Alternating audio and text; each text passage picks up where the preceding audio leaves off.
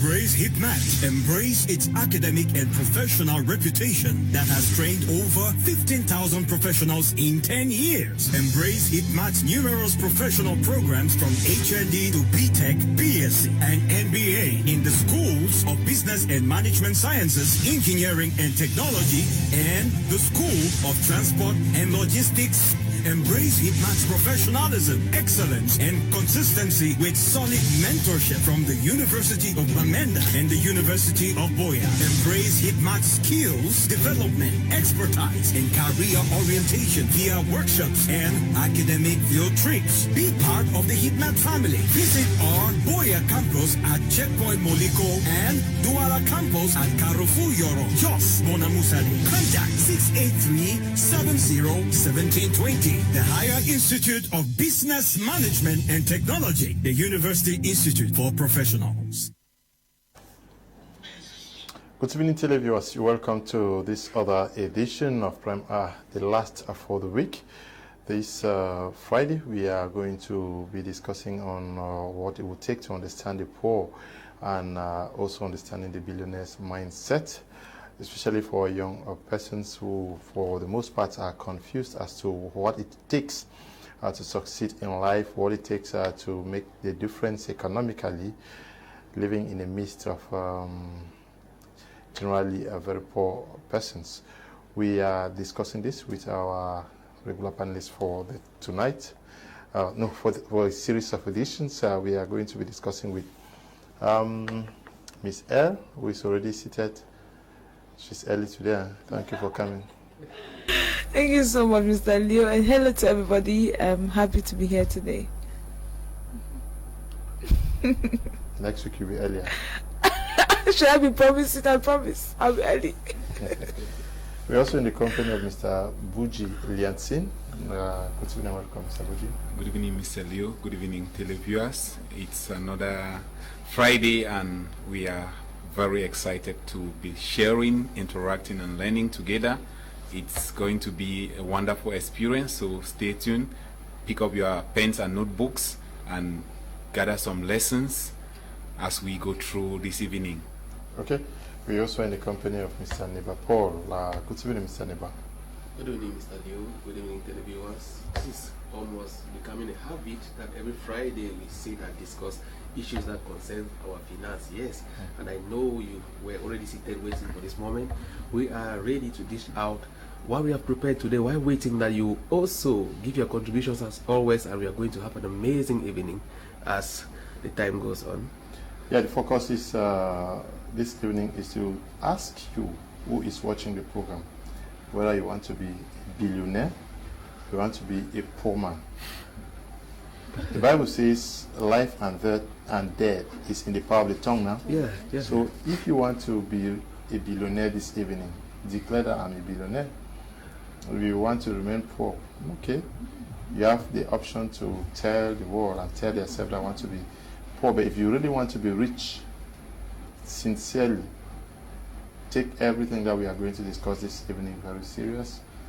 If you think that you have been listening and you are not able to keep what we're discussing, get a pen and a paper, jot down whatever we are going to be discussing here. Or if you want to have the easy way around, buy this book, The Billionaire's Mindset. It's going to summarize almost everything that we are going to be discussing this evening, what you should do and what you should not do if you want to make a difference in your community.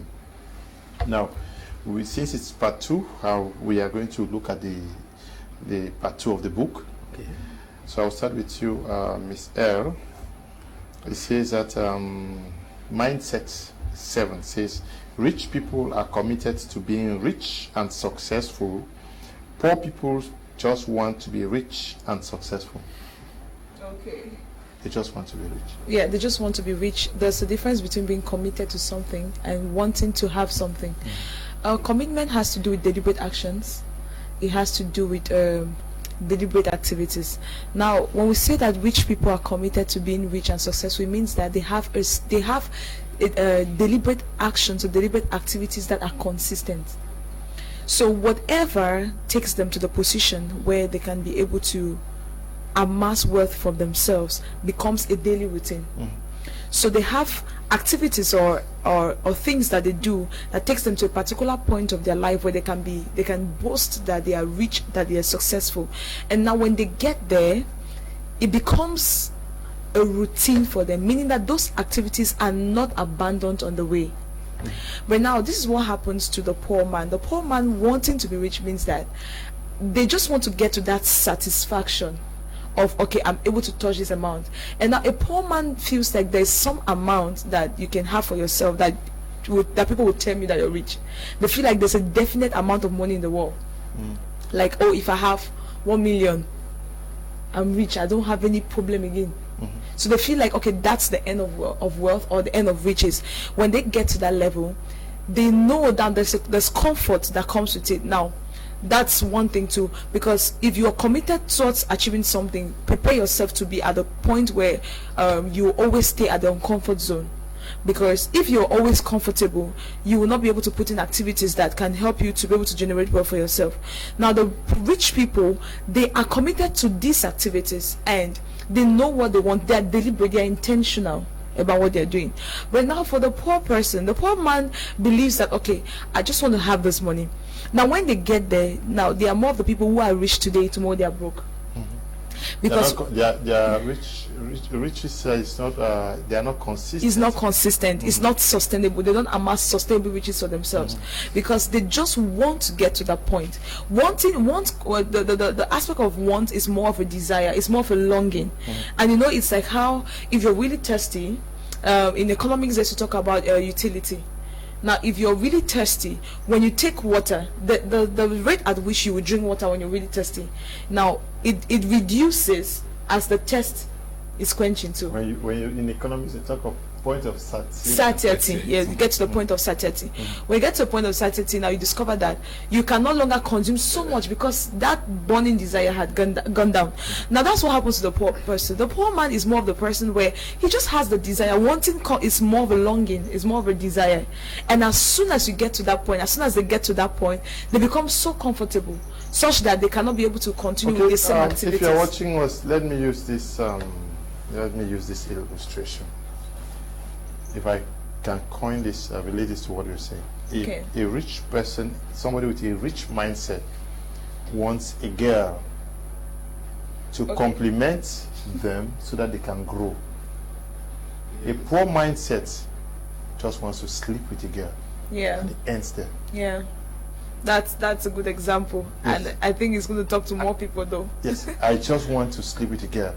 But somebody who is serious, who wants to make a family, because we are talking about making a billionaire. Yes. Right? Yeah. You don't just want to sleep with a woman, you want to marry the woman, you want to make children, you want to make a family out of it so it grows.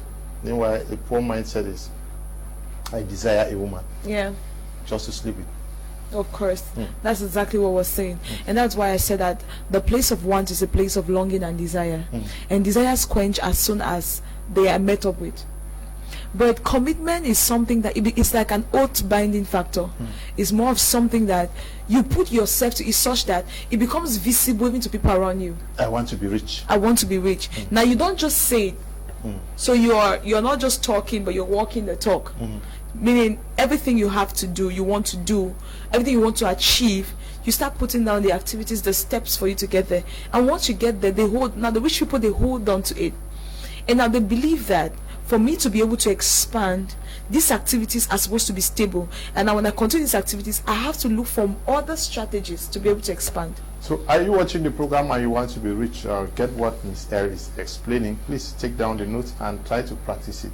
Don't just listen to it and not practicing it. Try 1 week, second week, third week. You may send testimonies here. Yeah. Mr. BUJI, we are talking about persons who want to be rich and persons who have a poor mindset. And practically speaking, amongst our young people, you will see that there are people who love work, there are people who love study, there are people who want to do everything possible. But you can readily see that there are persons that would like to give excuses all the time. They celebrate when there is public holidays. They celebrate, they give excuses to be absent to them. they are benefiting, not knowing that they are eating their future. Of course, if I have to go by what you just said, and it just took me back to chapter 2 of Think and Grow Rich. Okay. Think and Grow Rich, which Napoleon Hill talks about excusicities. Like people, it's an illness. Excuses are an illness, and those are for those who fail.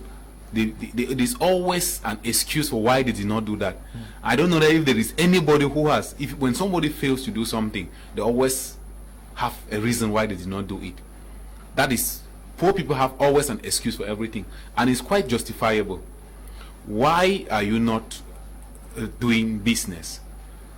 You have a reason, somebody to blame. The government, the environment, the economy, just everything that has to be blamed except you. So you have an excuse. That's what happens to the poor man's mindset. The people, when we talk about poor versus the rich, the difference is only, there's actually nobody who is born poor. So there is nobody that can single-handedly say this person is poor. But you are poor by virtue of a combination of things. You are poor because you've refused not to dominate the earth. Because when God created man, he gave him the power to go and dominate. And I always tell people that after God, the only superior being is man. Because the very breath that you have is the breath of God. They say God breathed into man, which means that you have the potential to actually rule the earth, which God gave it to you. So you can do a lot of things together if you don't give excuses, and until you are able to tap into your potentials. Like if you want to climb a mountain, there's no way, this energy, the level of energy, which means that you need to sustain it. The moment you don't sustain it, you cannot ascend, just like a car. You cannot ascend a hill if you maintain a type of low energy, if you don't accelerate. So but if you accelerate, you need to maintain it and go on, and it's not easy. That's why many people, you can find an excuse. Oh, it's easy, it's hard, you turn back. That is in the journey of wealth. Billionaires understand that for you to be rich, something must come out of you. You must sweat, you must pay the price. That's actually, you must pay the price. And if you don't want to pay the price, you find a reason why you are not doing what you have to do. It is true that if you want to look for if you don't want to do something, you will always find an excuse. If you want to do something, you will always find a way. So the rich man always finds a way. The person with the rich mindset always finds a way. The person with a poor mindset always finds an excuse, and that is why they are poor. They always have this in them. Okay, this is it. If you put the rich man and the poor man in one classroom to teach them about how to be rich, first of all, their belief system doesn't give the rich man, the poor man, the opportunity to grow, because he believes that he cannot be rich. Coming back to mindset, when I say mindset, it means that your mind is set to something. That's the issue. And a mindset means there's a set of factors: how you believe, how you think, how you solve problems, how you approach daily situations. All of this constitute your mindset. To add to that, because we should not be talking from, it's not rocket science. We should be talking with people examples. What I'm trying to say, like I used an analogy to what you said, Leon, is that we are in a quarter, say in Bonamusadi, or we are in Bipanda, and we have 16 young guys who are living there, and they declare a public holiday, and people are celebrating that at home. You see, there are 2 or 3 of them who would rather go out and see how to make that day count.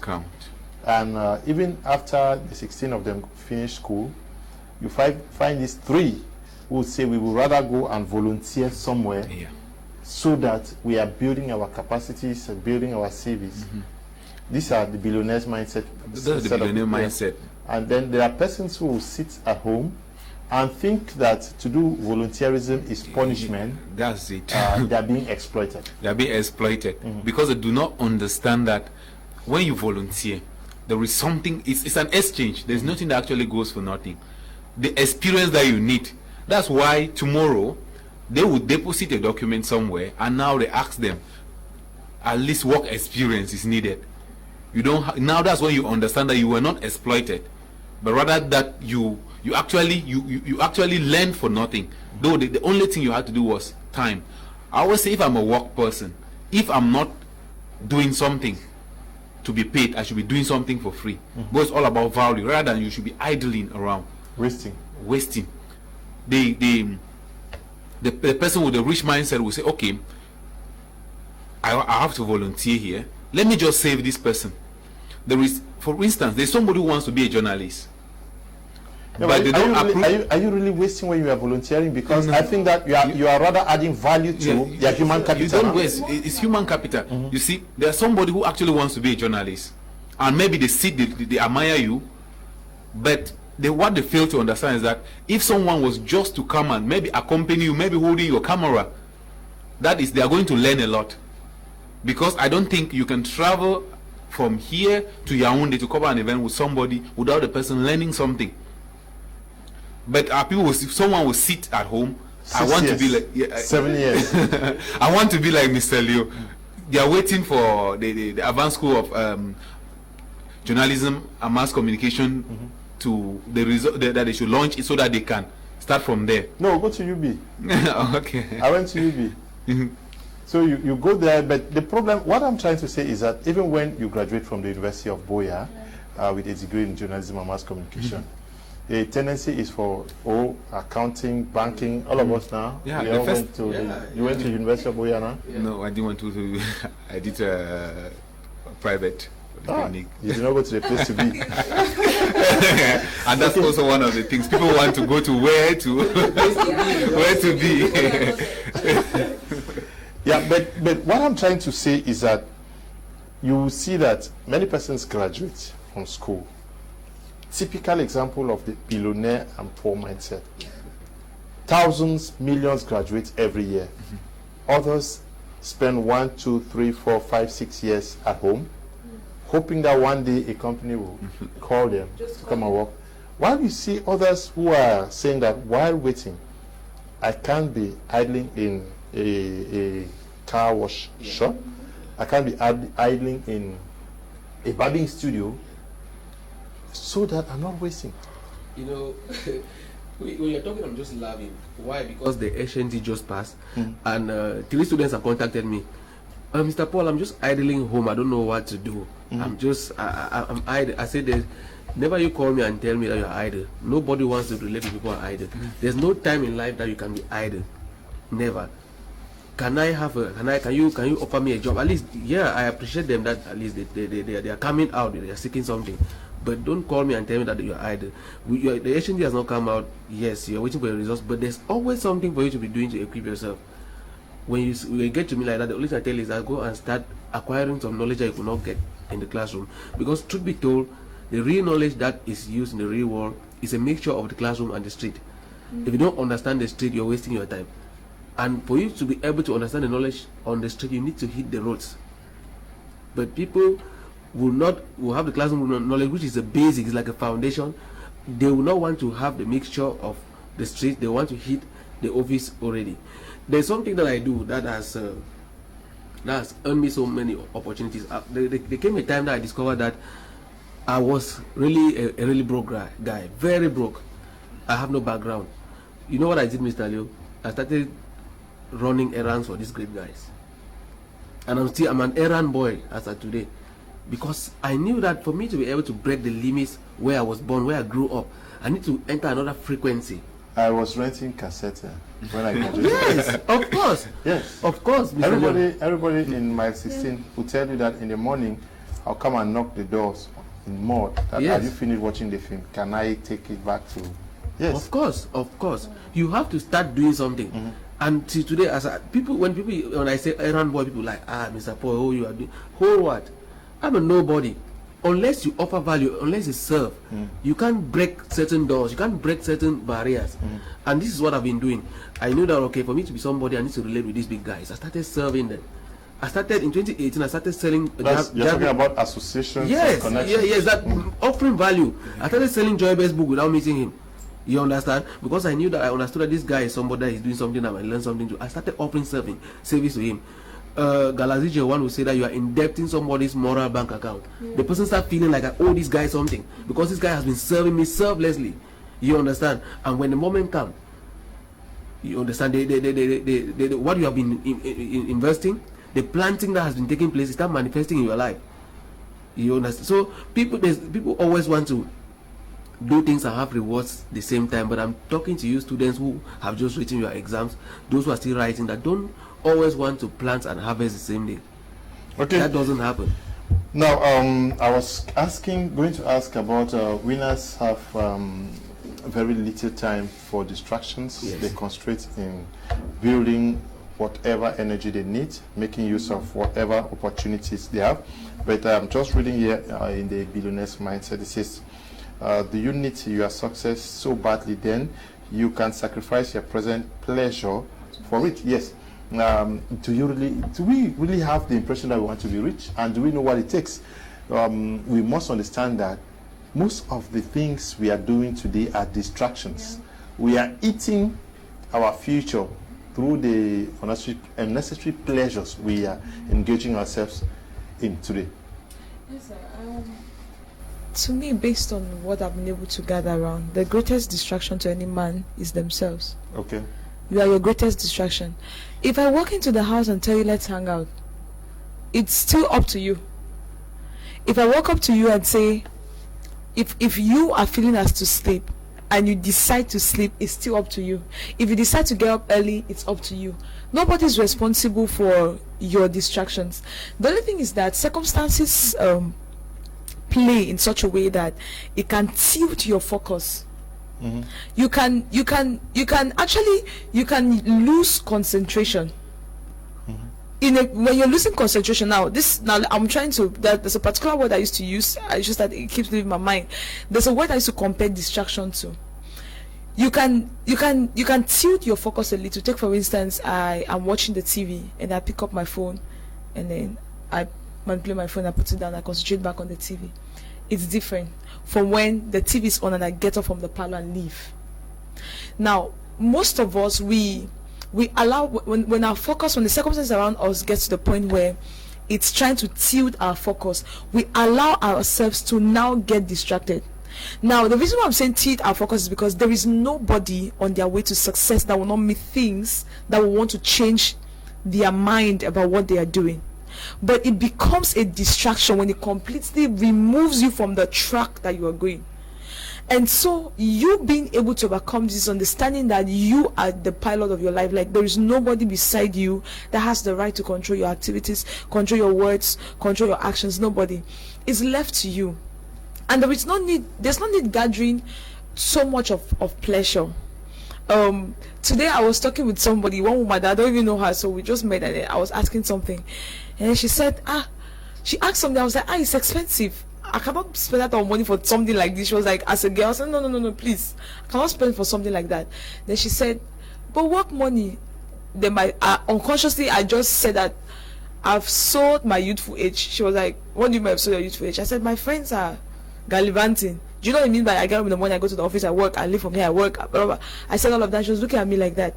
The truth is that there is more pleasure in doing the work that you love than hanging out or doing things that will just end up ruining your life. The greatest pleasure you can ever have is when you're doing what you love, what you love that is profiting you. That's the place where you can get the greatest pleasure. Because the truth is, if you decide to start drinking or start doing some type of things that are not really important, at one point in time you feel as if you're on high, you're hyped, as if you're up there. The next second, the next minute, you're done. And when we're talking about distractions, we're not just talking about you going to clubs, you going for faraway trips, because I know people who work 5,000 francs and they make sure they consume that 5,000 before they start working again. I know some of them are people that I know very well, that they know that I used to tell them that I've seen that when you work your money, you must finish it first. Must enjoy. Yeah, enjoy the money. When they finish it all, make sure there's not small that is left. Then they go back from square one. and start. They eat their destinies. Yes, they go back. They don't understand the multiplier effect when it concerns money, so they just yes. So now, see, I'm not looking at just going to bars, or because when we talk about distractions, people look at going to bars, chasing girls, chasing boys, and all the like. That's not it. See, staying on your phone for hours without you doing any productive activity is a distraction. That's a distraction. They see others are on the phone working, and they also are on the phone doing nothing. Yeah, doing nothing. Getting into expenses, especially ladies, buying clothes that are not necessary at the time is a distraction, because it's distracting your mind and your finances. There are people who cannot see any nice thing walk past them. It acts as a distraction, because remember that the money you have to multiply, it starts from the one you already have. So if you cannot guide the one you already have, you will have nothing to multiply. So we're talking about distractions. Don't look at it as some hated activities that you have to involve in before you know you're being distracted. Little things like the time you're supposed to be sleeping. Imagine that in the house, I don't know how parents cope, that your children are supposed to have a time where they should go to bed. A child stays up from 9 p.m. to 1 a.m. watching movie, then they sleep from that time, get up in the morning, and they cannot even go to school. Their brain is even heavy, like you're feeling, there's this headache that comes in the morning when I don't know, when you didn't sleep, but there's one headache that comes in the morning. So imagine all of that, you go to school, you cannot concentrate.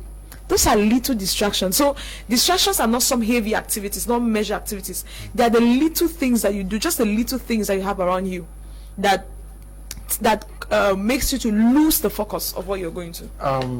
I think that whoever is watching should note today that I want to succeed, and then judge those activities that are unproductive in their lives. Can we sincerely do that, and then try to delete them? We need some deleting process in our life. You delete some activities, you delete some friends, you delete some things. Yes, of course. It's important to once in a while sit and evaluate. They say you are the CEO of your life, so you have the right to promote, demote, fire, and hire.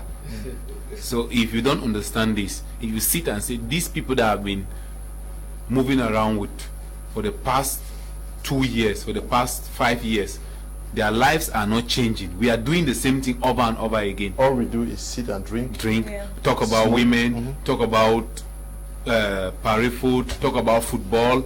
Of course, it's good to talk about football, but if you sit and if it's not productive, it's not putting food on your table, then it's not a topic of discussion. You need to change that type of cycle to look at people who talk about growth, people who talk about personal development, people who talk about things that will make you successful. You must be able to sense when you are being misled, and even you can still mislead yourself, because if you're that type of person that when you see a nice dress from somebody, you start feeling like you need one for no reason. You want one. Let me just say need, because a need is different from a want. You want one for yourself, because the rich people themselves will not. A rich man never dresses to impress anyone. If they dress well, it's because they want to look good. But a poor man is that who you borrow dresses, you borrow everything just to look rich. Meanwhile, the rich man doesn't look rich, is actually rich. So at the end of the day, you need to decide. It's a conscious action, Mr. Leo. You must decide what you want. If you realize, and you cannot go towards this, you cannot go towards riches when all you surround yourself with are people with poverty mindset, people who think poverty, people who think it cannot be done. And the people who think that it cannot be done are always the first to advise you, or people who cannot do it themselves are always the first to advise you how it cannot be done.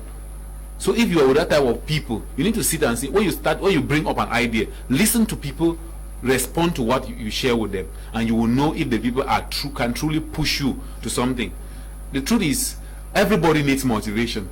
I don't know how if people who have an issue with motivational speakers, they should also understand that motivation, everybody needs motivation, But however, I always say, if you motivate an idiot, you have a motivated idiot. Which everyone needs motivation, but are the people around you, do they need motivation? I bet you there are times that you just need someone to tell you, Asha, and you can move on. So everyone needs motivation. But what if you are around people who negativity?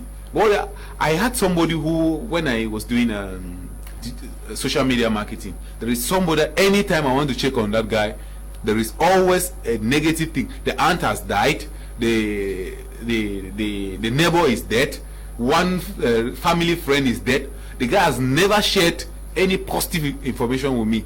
So at one point I just said, no, I have to block this guy. Because imagine in the evening when you just return from work, you're tired and you just hear one. It's always about negativity. So how do you do with such people? There is no need, because if you keep them, there are two things.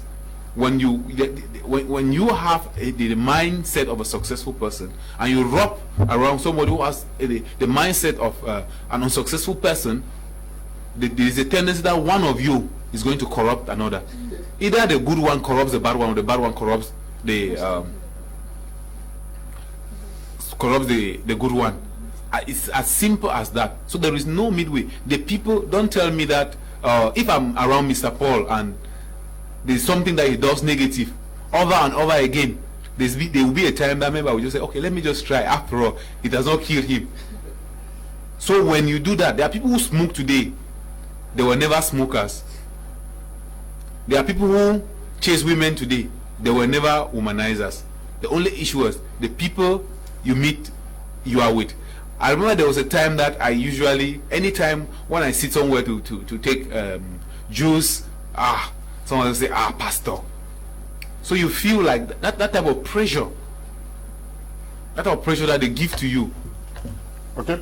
Now, we're talking about mindset. You want to be a billionaire or a millionaire tomorrow, or you want to remain poor. So you just follow what we are saying out here. We should learn to take responsibility for our actions. Rich people know and believe that they are responsible for their success. Poor people believe that life just happens to them. What will be, will be. Strange theory. Of course. It is. I will skip from night to night, and what will be. Well, the Bible has said that don't worry about tomorrow. Tomorrow will take care of itself. If the Lord can feed the birds, how more of you His kind? So, what would be. Just but that's what the poor man will say. But the rich man will say, "Oh, the Bible still says, what is tied on earth with faith will be tied in heaven. So what am I tying?" And they start tying something. They start planting something, and that's where the riches now germinate, because you have taken responsibility of your own contribution of the quarter to which God has promised you, and you are contributing. Yes, because He had done His part, and now you have to do yours. You have to go to the farm and understand that you have to till the soil, you have to plant. Of course, you nurture, you nourish, you mulch, and make sure that it grows. You weed, and someday harvest.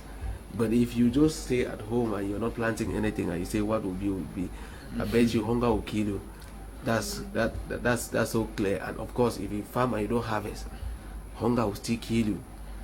God has done what he had to do, and now we have to do what we have to do in order to have the obvious end. And of course, somebody with a billionaire's mindset will know that this is what I want to do, this is where I want to be, and I have to do what is necessary for me to get there. Meanwhile, he who doesn't take responsibility doesn't see any need to have any input. Of course, somebody, if you want to play in cotton sport, you can't be getting up and sleeping and you're hoping that someday a coach will come and knock your door and tell you, hey, BUJI, God ministered to me. Yes, that you play 7 shirts. That you play 7 shirts. So come and then they give you a mayo. No, it doesn't work that way. You must sweat, you must give in energy, you must practice. Because as it usually said, the stage is for prepared people.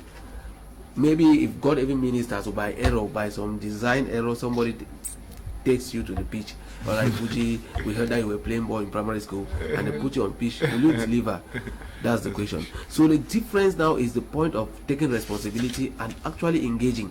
Because at one point in time, whether you take responsibility or not, you are making a decision, and the decision will obviously have consequences. Life, the law of cause and effect, you cannot break it. There are some people who like, oh, I'm not doing it. That's the decision that you have taken, and obviously the consequences will befall you, if not today, tomorrow. But because right now when we are on TV and we are talking, people will be like, hey, maybe it's because of some error that they find themselves not there. I don't think things happen by error, and if things happen by error, they don't sustain. There must be some constant contribution. Life functions in terms of energy. It's either you're giving emotional energy, mental energy, or your physical energy. And if you're not giving it that energy, nothing will happen. Nothing will happen. So what actually takes place is that people with a billionaire's mindset, they know that, okay, I have to get up in the morning, this is what I'm supposed to do, this is what I'm supposed to do, I have just 24 hours a day, and this is what I'm supposed to do with it. You understand? You know, most times it's possible for me to read, to go through people's status and judge their mindset.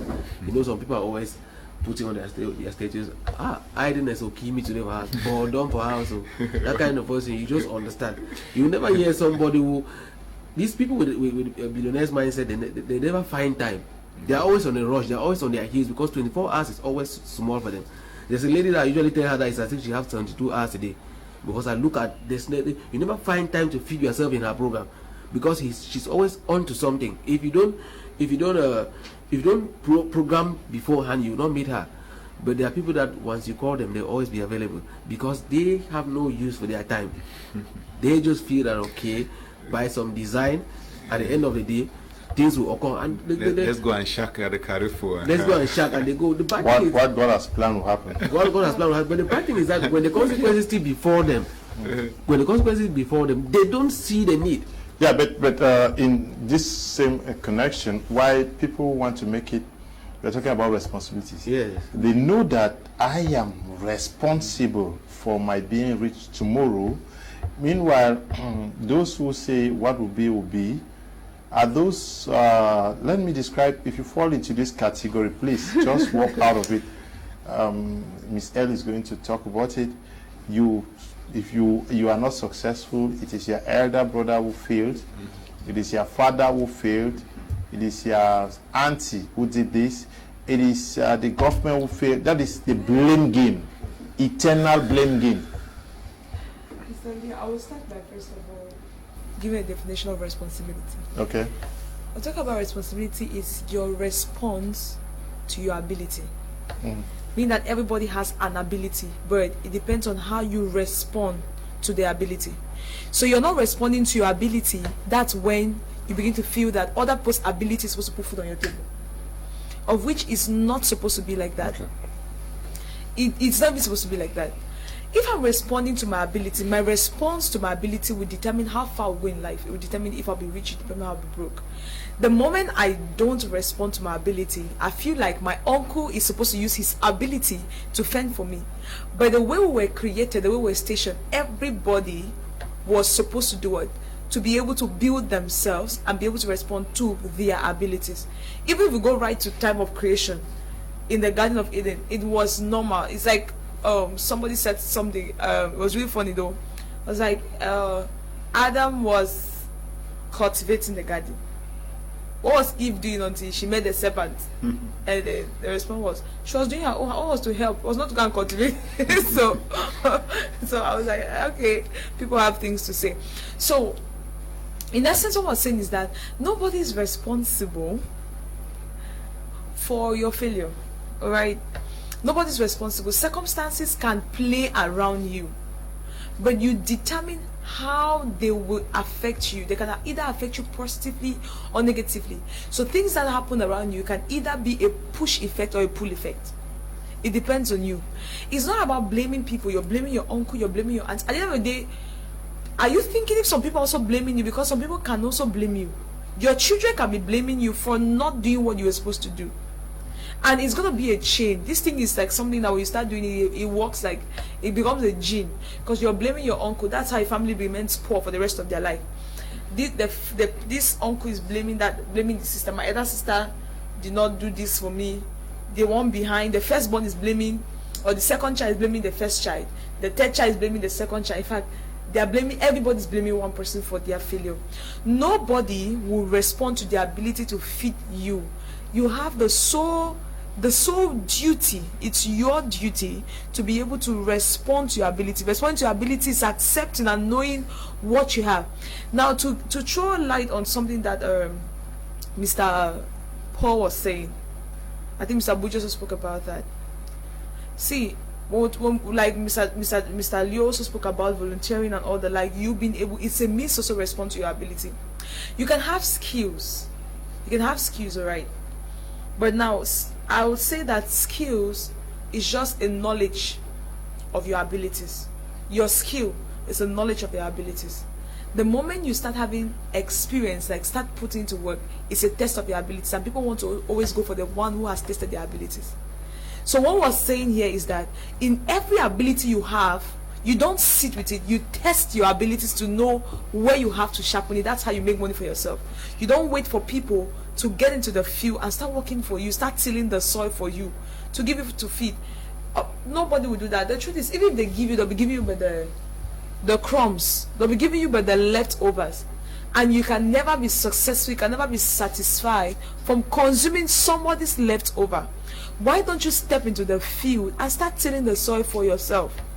Till the soil for yourself so that you can be able to eat to the quantity that you have, that you want rather. They should say that a beggar has no choice.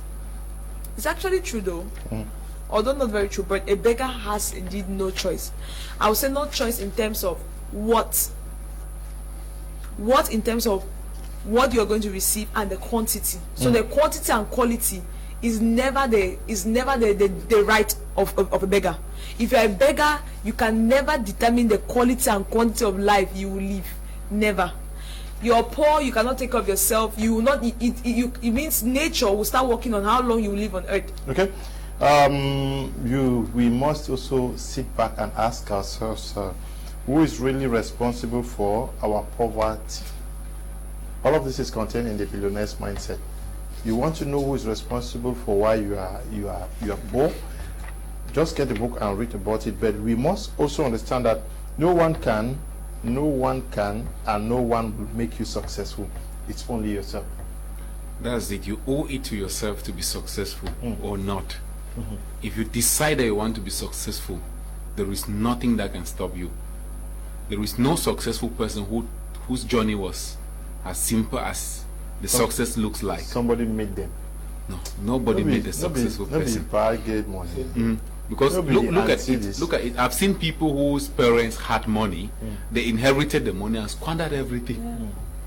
Because what happened is, the container.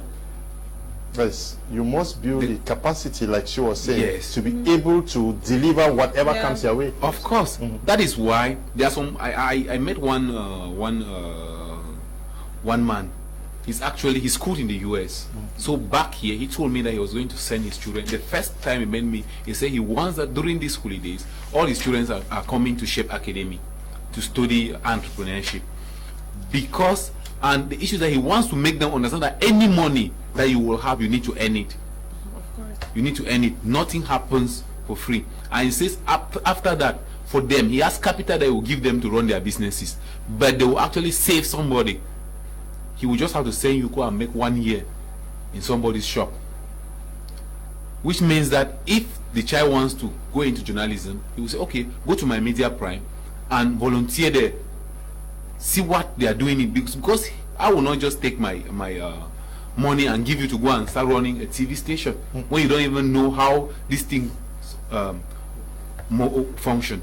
So whoever is watching, if you are there and you think that some opportunity will come from heaven, even when opportunity comes, they need people who have capacity to deliver. If your auntie will help you one day, you should be able to deliver. Yes. Of course. Look at what Miles Monroe says, that anything you see on earth, the thing that God has blessed man with so abundantly is the ability to think. And every human being has the ability to think.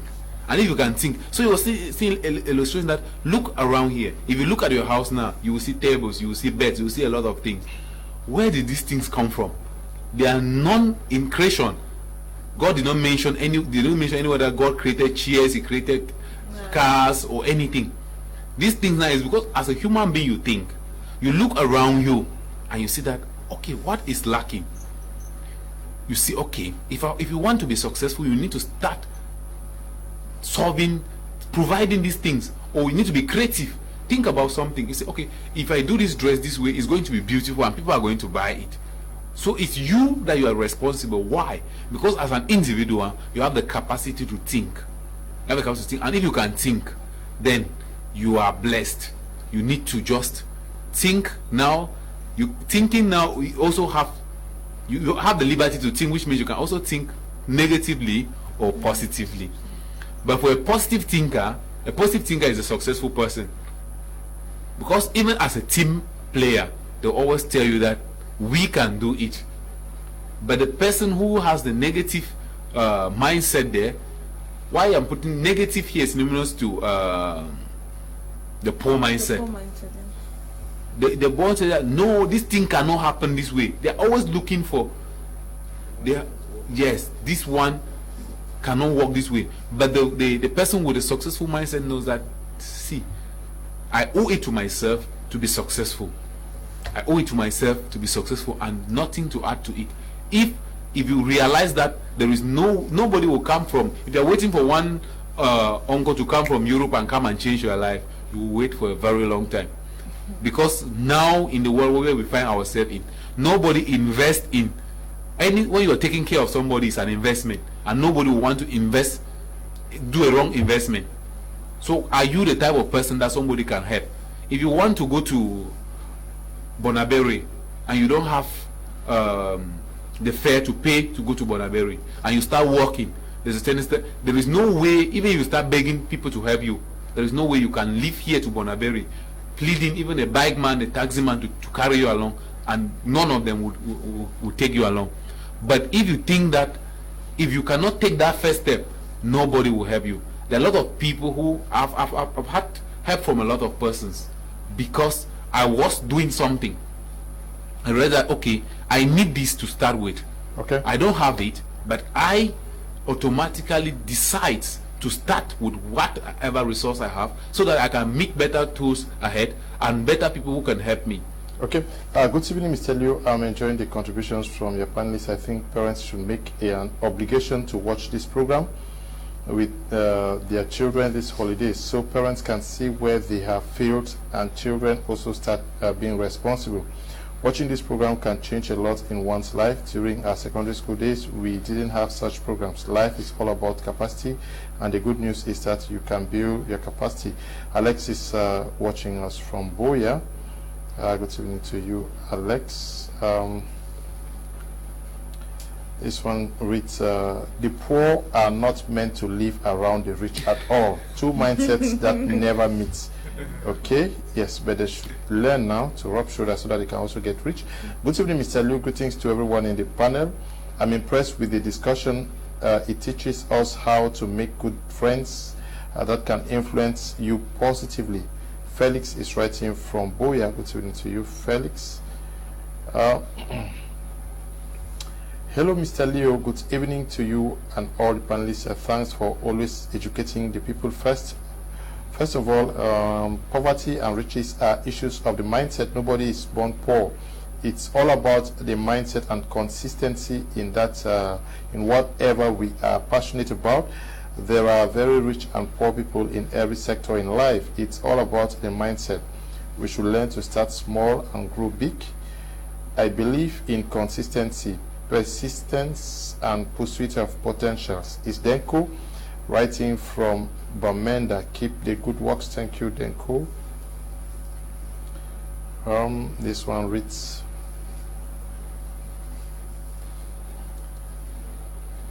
good evening, Mr. Liu. It's more for Elvis in Douala. I have my own mindsets. I don't believe in any book like How to Be a Billionaire. Okay, we hope that your mindset is going to be developed into a project or a book so that one day we can also share if your mindset will help shape your community and the world.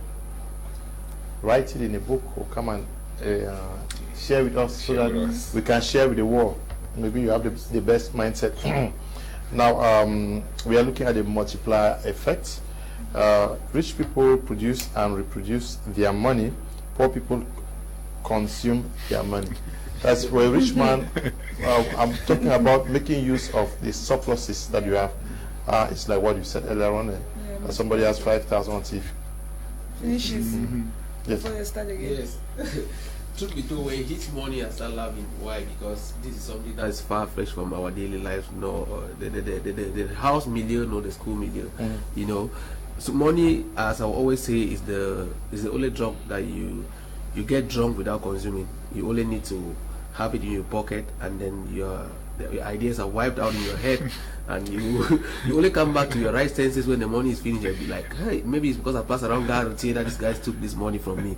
Yes, the rich, they understand how money works, and the poor don't understand, and they don't want to understand. Because truth be told, everybody earns money. But now the question is, what do you do with the money that you earn? What do you do with the money that you earn? Those with the poor mindset, the only option or the only function of money that they know is that when they earn it, they have to spend it. That's what they know. And money keep passing through their hands, and it's passing year in, year out. If you're watching right now, just imagine, this is 2021. Imagine how much money has passed through your hands. Just think back from January till date June. How much money has passed through your hand? How much have you been able to keep? If you've not been able to accumulate some money, or better still, put it in projects, then you are having a poverty mindset, a poor man's mindset. Then if you've been able to accumulate this money, keep it around, put it in some productive things, then you are having a rich man's mindset. That's the billionaire's mindset. How does the billionaire mindset function? The billionaire mindset, the person understands how to make money, which everybody does that. He takes the second step of understanding how to manage money. That's where most of the problems, the issues come. Truth be told, money, there will always be issues on this life. Money will always have its use. The expenses will never stop, whether you like it or not. But now, for you to be able to understand and know what you use your money on at any particular time is what is going to determine whether you can be able to multiply money or not. That is because there's something that is known as delayed gratification. Most of us don't understand that. Like, okay, let me deny myself these pleasures today because of the sweetness that will bring tomorrow. Because if I hold this money with me, if it's 1,000 francs today, if I hold it with me, if I put it in a business, if I use it in acquiring more knowledge, it will give me more money tomorrow, and I have better options to enjoy my life.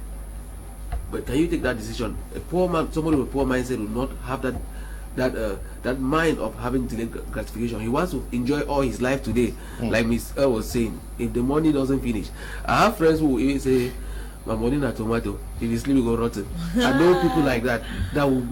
That's you're openly cursing yourself. That life overshot. Life short. There are people who openly curse themselves and say that you're indirectly telling yourself that you'll never get rich. Time no day, you understand.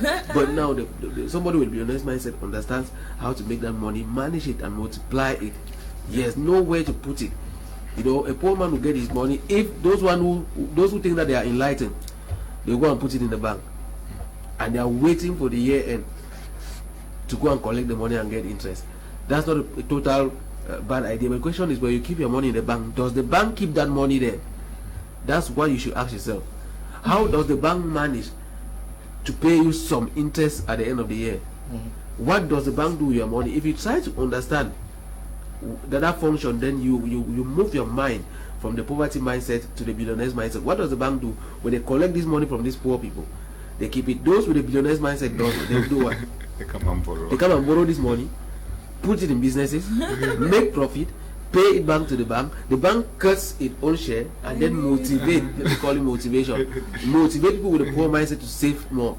Mr. Paul, because yes, sir. When you say save, I always say the bank is a place to keep your money safe so that you cannot squander it. Like SAFE, to keep it safe. Yes. That's the purpose for a bank. Yes. For me. But the rich man understands, because we talk about multiplying money. Yes. It means that the rich man understands what it means to multiply money. Yeah. What it means to make money work for them. Yeah. Because there are two categories of people who actually make money here on earth. Yes. The people who have a system that is working for them, with people working for them. So that you have 100 people who bring you 1,000 every day to give you 1 million francs CFA. That is the system. Another rich person takes his money and invests it, and the money works for them.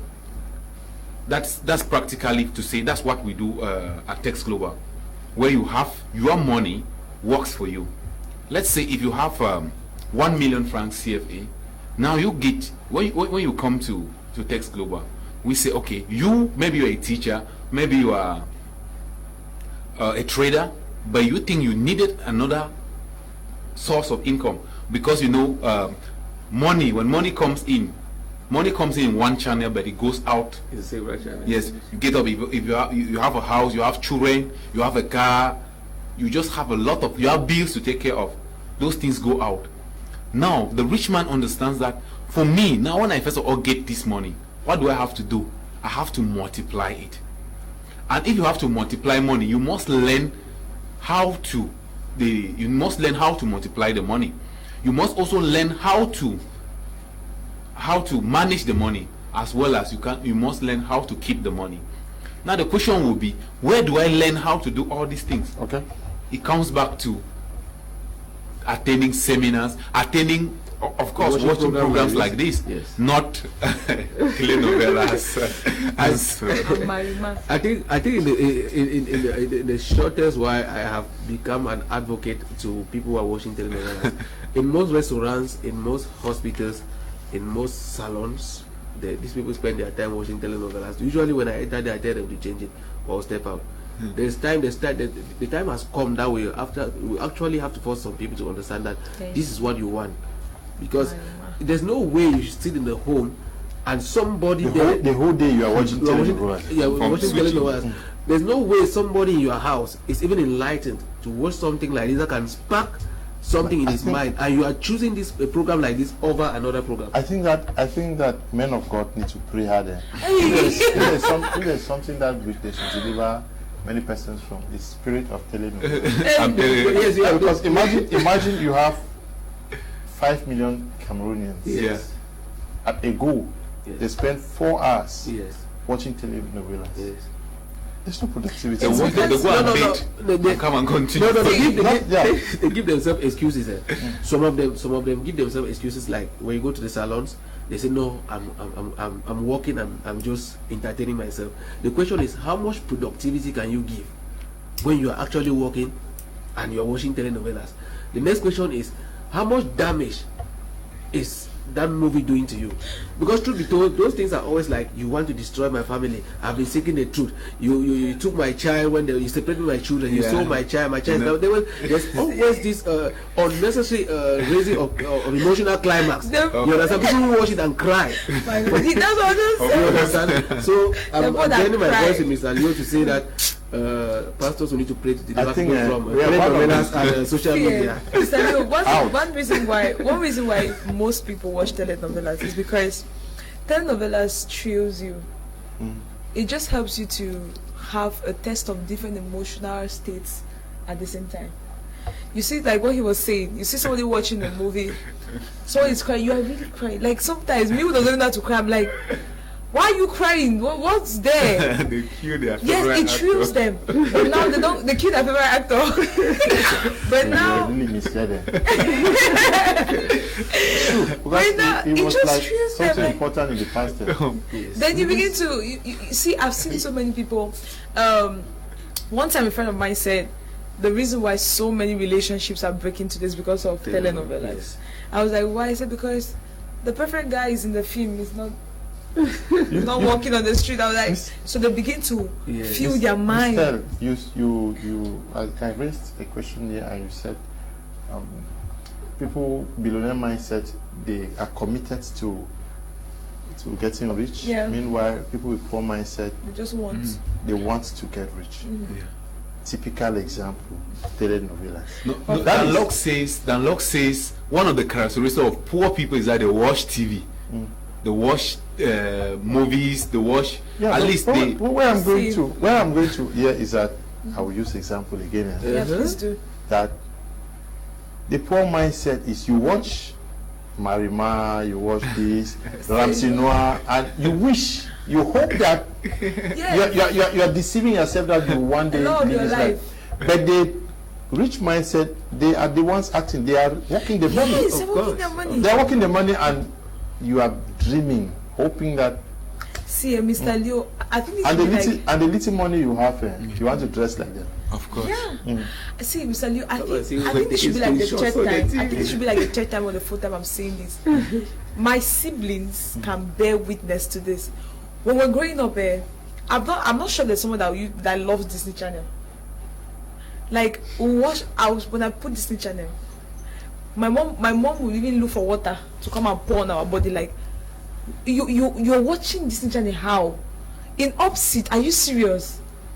So it was really terrible. Now what I did was, when we're talking about distractions, it comes from a place of decision. I'm telling you now, it's a practical something. I'm telling you now like this. Besides, I went to university. When I started staying in my own house, I discovered that sometimes I want to study.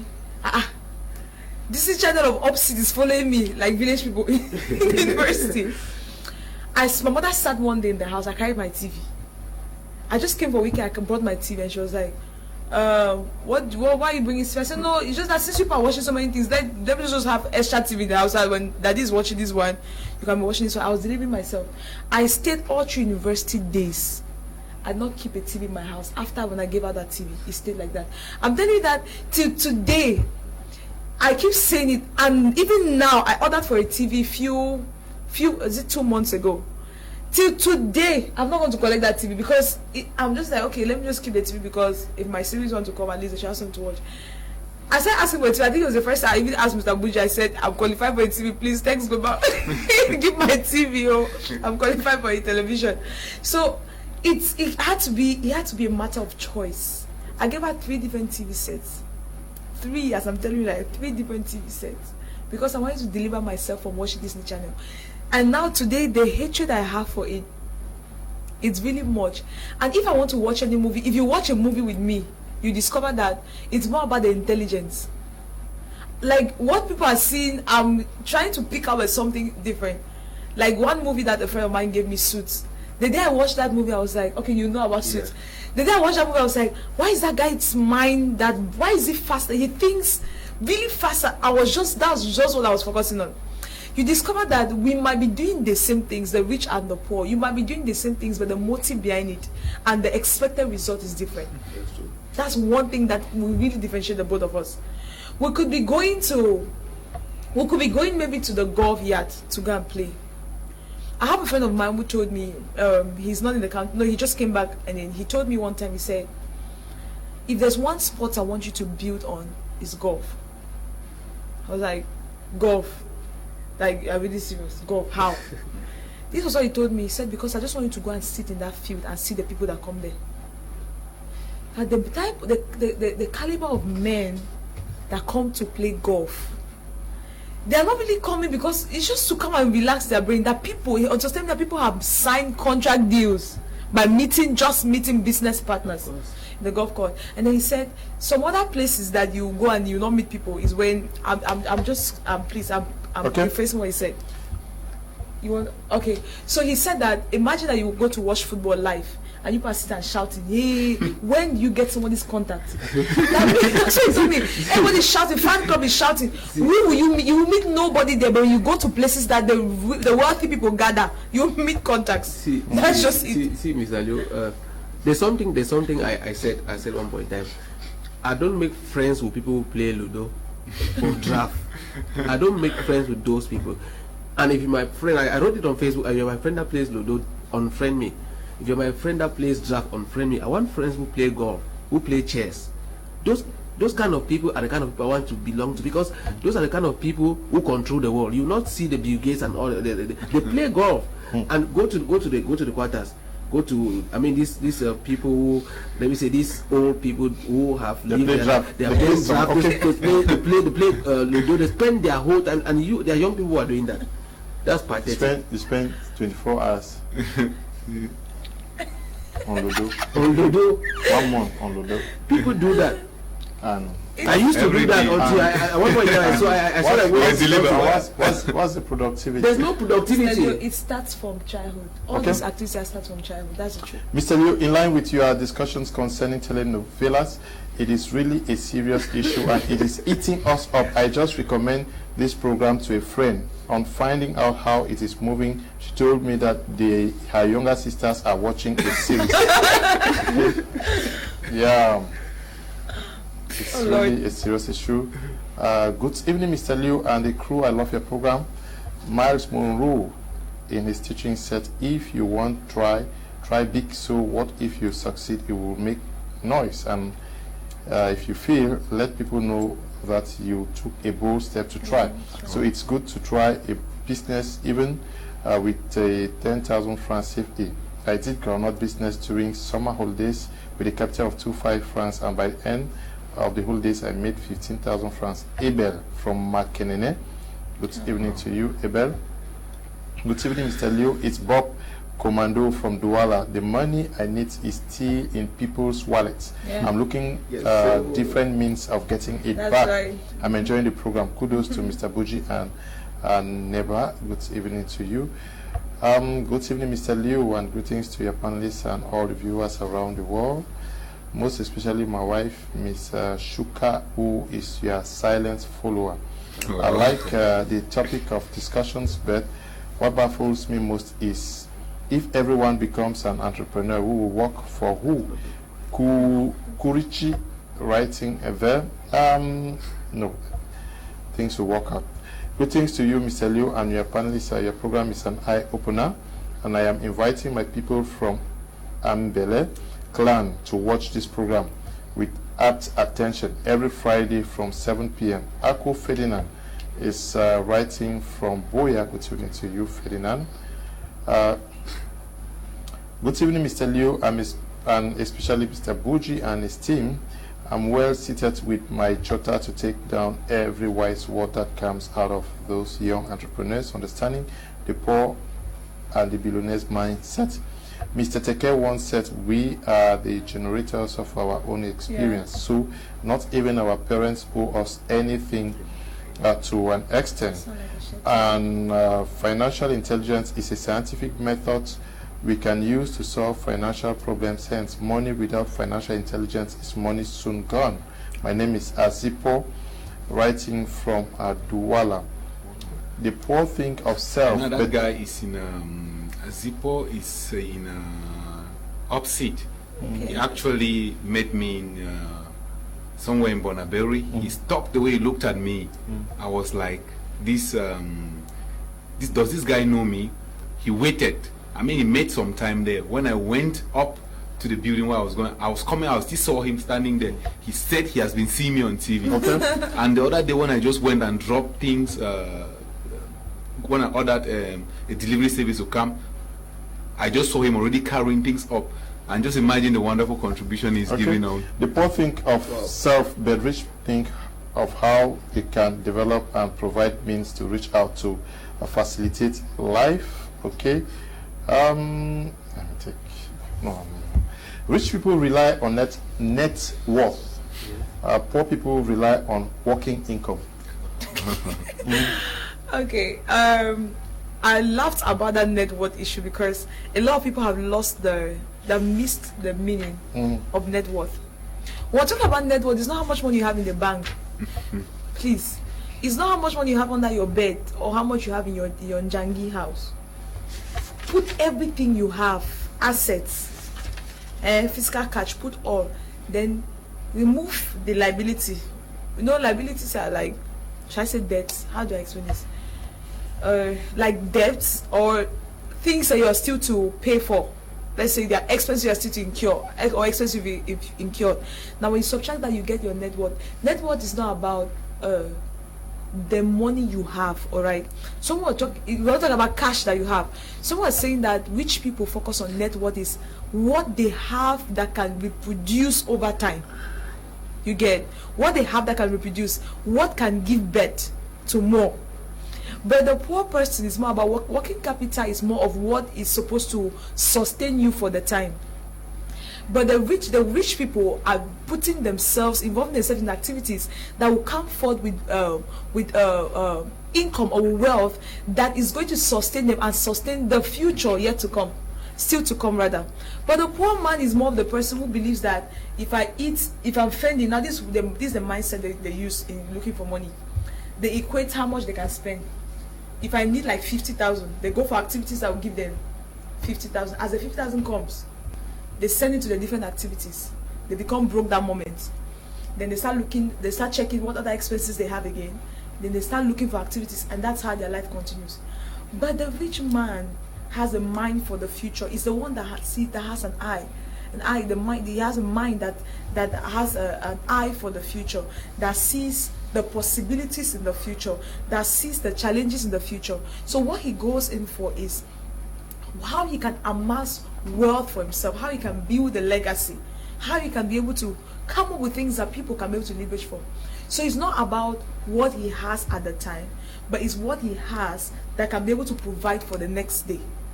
Right? These are two different mindsets. So if you are challenging your mindset today that you want to live from the poor mindset to the rich mindset, what you should do is that always work for the surplus, not for what you need at the time. So if your expenses is 50,000, don't go for activities that will give you exactly 50,000. Make sure that whenever you are able to manage your expenses for the time, there is still balance that is left to sustain or to keep or to safeguard the future.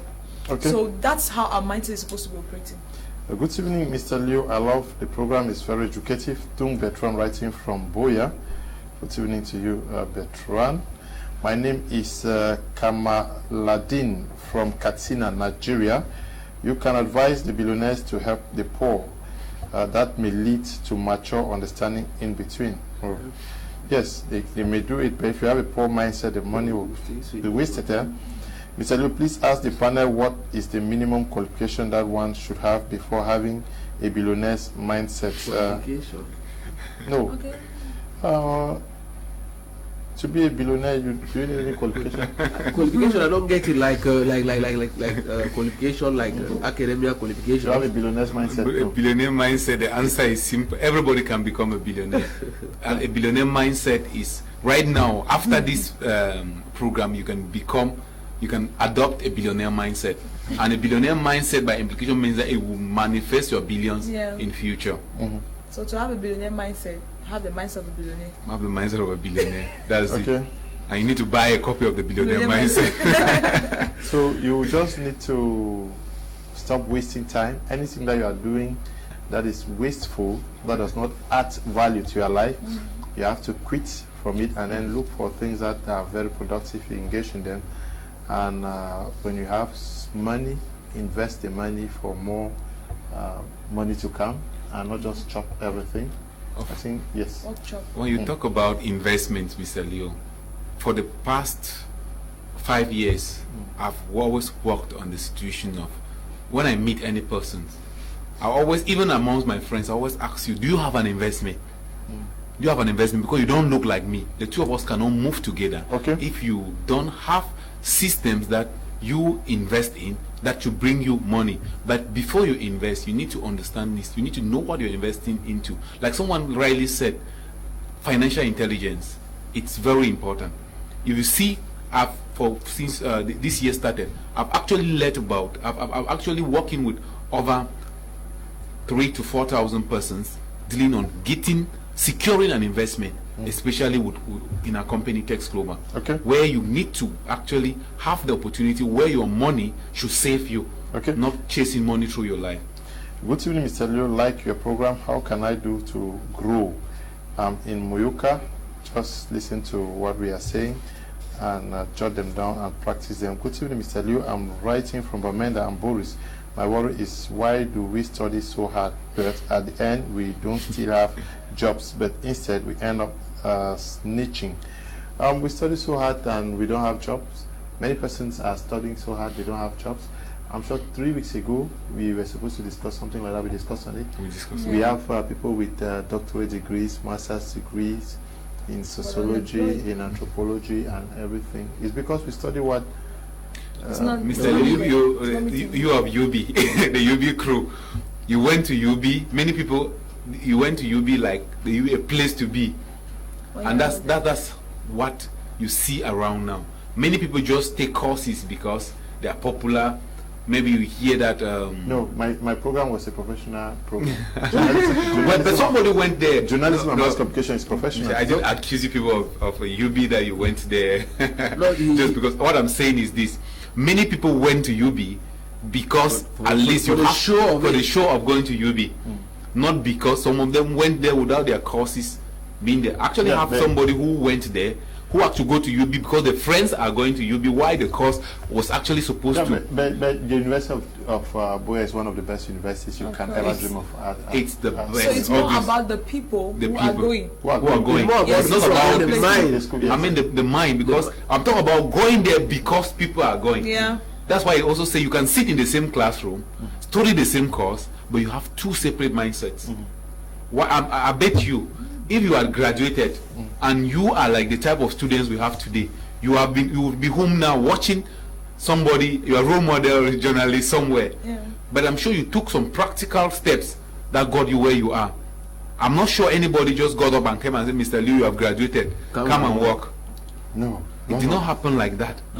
maybe you know, usually this gentleman who asked this question, sometimes it's really good to corner people and ask them and hear their stories, because sometimes we are feeling down because we see this show maybe online on TV and we think that this is how things are really easy.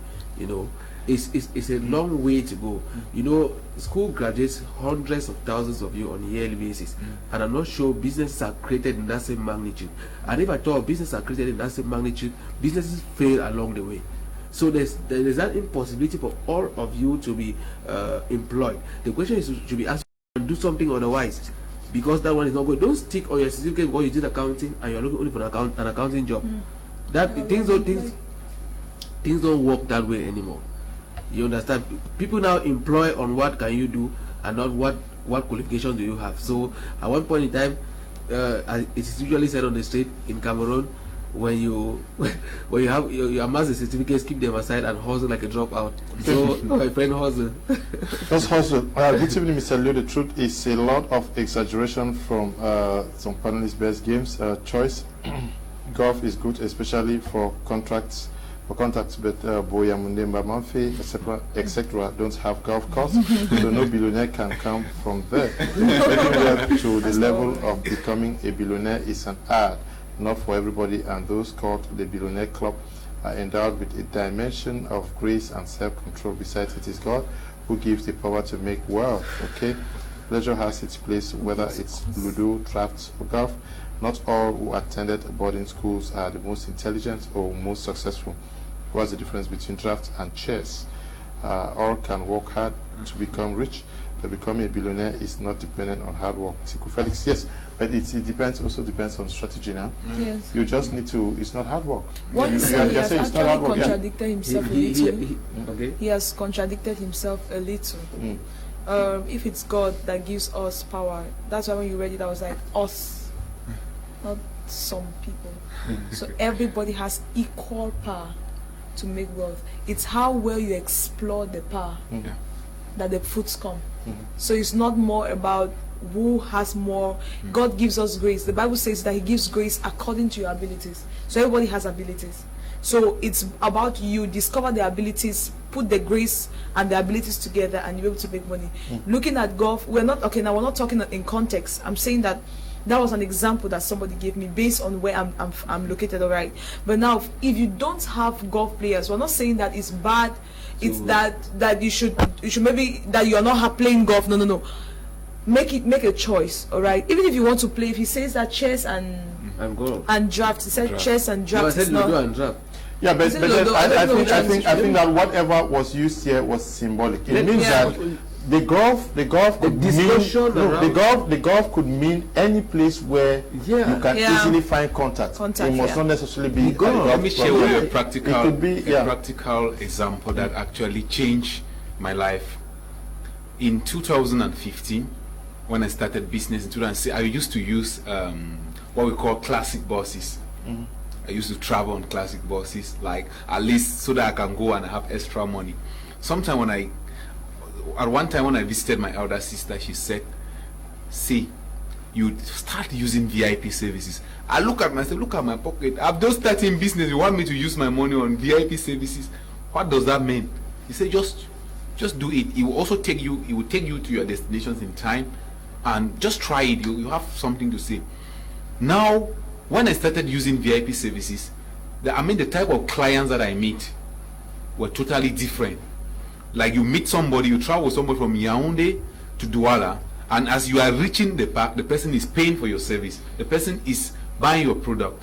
So it became a different. I realized there is no time I travel without creating contacts that later become a business family, high-paying clients. So it's totally whatever you are doing. You can be doing the same thing, but the way you do it is totally different. Okay. Muhammadu writing from Yaoundé says, good evening, Mr. Liu and co. People should be careful with fast money making business. Chimor is just an example. Keep up.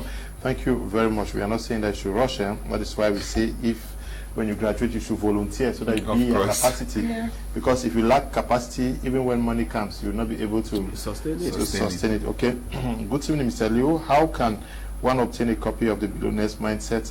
Mr. K writing from Kumba. The program is so enriching. I really love it. Mr. K, there are numbers under the screen. Just call any of the numbers and you get a copy.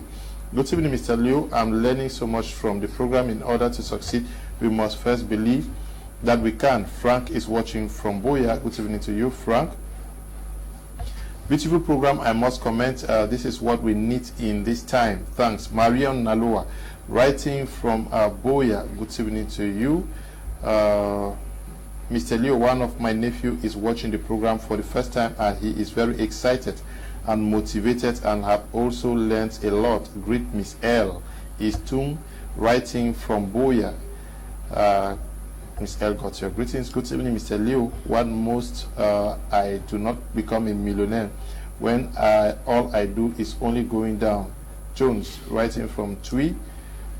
What must I do to become a millionaire when all I do is only going down? Jones, you have to change your mindset. Think that you are going down to serve as a learning process now. Learning process. When you invest in this and you fail, you take down the reasons why you failed. Secondly, you take down the reasons and then you sit back and look at all these reasons. And if you are engaging again, you should be able to bypass those errors you committed. But imagine the person who invented the light bulb. He tried 1,000 times. What if he had given up? The world would have been in darkness today. Okay. And to add, it's good to fail early. When you fail early, you succeed early. Okay. This issue of online business of one registering people and earning money to become millionaire or billionaire, I also a call for concern. Who will work out the money for you to become that billionaire? Abel writing from Makenene. Abel, I'm not sure they are saying that there's no online stuff here. Yeah. Is there online stuff here? No, not at all. No, we are not. I don't know, just online. Yeah. Are not others. Good evening, Mr. Liu. I have just one question to ask. Putting into consideration the socio-political challenges in Cameroon at the moment, what advice will you give a young man of determination with 1 million at hand ready for investment? Marcel, writing from United Arab Emirates. Cameroon has challenges, but these challenges are accompanied by opportunities. Look for the opportunities and invest in them. We are living COVID-19, huh? Yeah. There are opportunities. There are people who have become. I followed a report that shows that there are 10 new billionaires in the world because of COVID-19. Yes, Yeah. of course. They use the opportunity to enrich themselves. So, they call the numbers. I'm sure Mr. BUJI or Miss L may help you out. Good evening, Mr. Liu and co panel. I love your program and it's related with the discussion I just had with a female friend today. Please, I wish to ask, as a university student, what business can I possibly do that will carry me along with George is writing from Douala. Good evening, Mr. Leo. I'm loving. George, can you just call the number under your screen after the program? Good evening, Mr. Leo. I'm loving the. It's a, hunger has a way of motivating people. They go enjoy. Of course, if you want to promote poverty, when people complain that they are broke, just give them money. Yeah. if giving was actually the answer to our problems, I think Africa would have been the wealthiest continent in the world. Yeah, because we receive, and that's what has killed us. They receive billions of grants on yearly basis. But this money, the question is, when this money comes, what do we use the money for? The money always go back to them, because everything we are consuming here we buy from them. So since this money comes and they provide what we have to buy, we don't think of creating something. So we stay in that cycle, and that's why Africa is where it is. At one point in time, lack is a cause for creativity. You understand? So when you're giving somebody something, you keep giving, you are killing that person's creativity. And away from that, when you keep receiving from somebody, you become a slave to that person. Yes. If I keep giving, you become my slave. Yeah, can we easily understand it? Mindset 11, the money mind. It says that rich people are excellent at receiving, poor people are poor at receiving. Okay. Yes. When we're talking about being excellent at receiving, it has different dimensions. The first is the aspect of gratitude. The second is in the aspect of multiplication. So I would like to dwell on these two. Now, looking at the aspect of gratitude, honestly, I feel like the most ungrateful people we have on earth are the poor people. They are very ungrateful. You give and give and they feel give like and give, and they feel like it's their right for you to give them. And the day you don't give them, it becomes a problem. See, poor people are the highest persons that can forget all the good you've ever done to them in this life. I'm telling you out of experience. They can forget every good thing you've ever done to them. See, give them money from now to tomorrow, Mr. Leo. The day you don't give them in, you will see their real character. You be who? But a rich man, the reason why a rich man receives from a place of gratitude is because they feel like they understand the pain. That they feel like, okay, this person is working, I also work. And I think that's one of the reasons why most ladies, they used to have problems in their relationship, because you're not working. The man gives you money, you cannot appreciate, because you don't know the pain that comes with going to the job site and staying and hitting your head from morning to evening, and they give you 10,000. You're like, only 10,000, only 10,000. Not enough for you. Only 10. The thing I have to leave my mouth now. Thank God I didn't say. Okay, so at the point of receiving, the rich man is receiving from a place of, I understand where this is coming from. You understand? So they have a heart of gratitude. So that's the first we want to talk about. That's the first point I would like to focus on when it has to do with the way they receive. The next is, the rich man receives from you from a place of not wanting to come back, to be a pest. They receive from a place of, as you're giving me, it's a means of telling me that go and use it and don't come back to beg. The poor man, when you start giving them, you have opened the door. So they feel like you have given me today, you are generous to give me tomorrow. So there is no need for me. Somebody put on her status today that, be careful. Now like this, people use, she was using something like that, they now blindfold people with emotions. Yes. That's Blackmail. I cannot blackmail them. Yes, emotional blackmail. They feel like you're soft, they use that against you, and that's what poor people do. I wouldn't lie that those are watching me now. If you're doing this thing, please stop it. It can kill somebody. The fact that I give you my slippers does not mean that you take my shoe, or you should come and ask for my shoe, because that's what they do. I give you my pot, tomorrow you're asking for rice to cook in my pot. You get? So yeah, pot, you ask for gas. Pot, you ask for gas. So we're saying that, let your mindset be that of, first, that of a gratitude mindset, a place of gratitude. If you're grateful for what somebody has done, all right, it will push you to want to work, so you can also bless another person, so the person can also express gratitude to you. But the poor man has the mindset of, if you have given me, you are faithful and just to give I have me to again. collect again tomorrow. To collect, yes. Good evening, Mr. Leo. Thierry writing from Boy. I really love your programs. Thank you, Thierry. I say I'm grateful that you also watch the program. Good evening, Mr. Leo. Greetings to the entire team. Much have been said regarding the poor and the rich. How much must one have to be a rich person in relation to the first France CFA? Bayen Bib Are writing from Yaoundé. I think that is something that we need to define also. Good evening, Mr. Leo. Good evening to you two watching. Good evening, Mr. Leo. Which mind should a poor man have if he is really determined to make it in life, you should get the rich mindset. If you are poor and you want to be rich, just change that mindset. Change If you think that steps you take daily.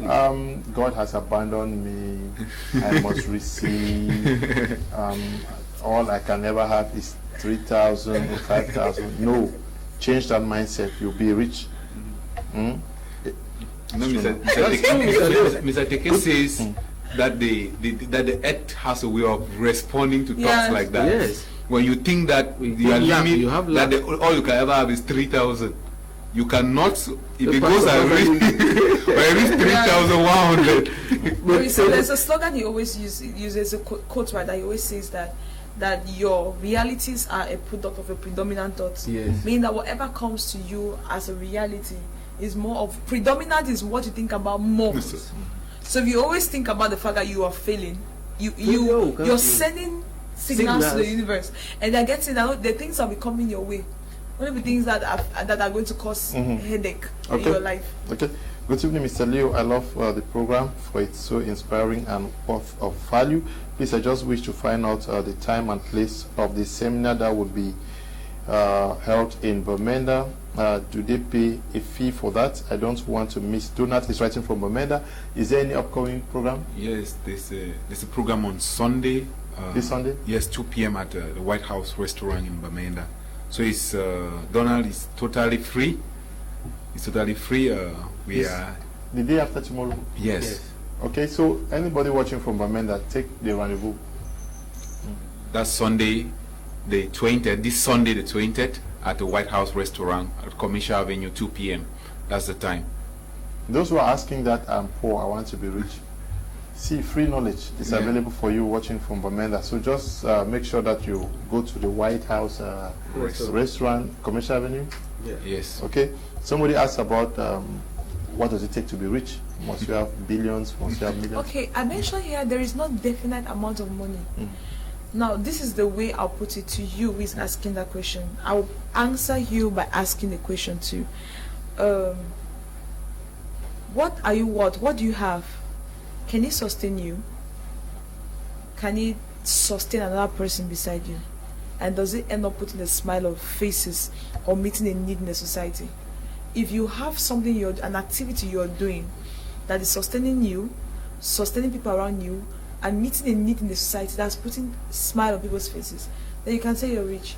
Yeah. Don't just focus on what you have, because if what you have, it's what you can consume. When I'm talking about people, I'm not talking about your immediate household, I'm not talking about your son or your daughter.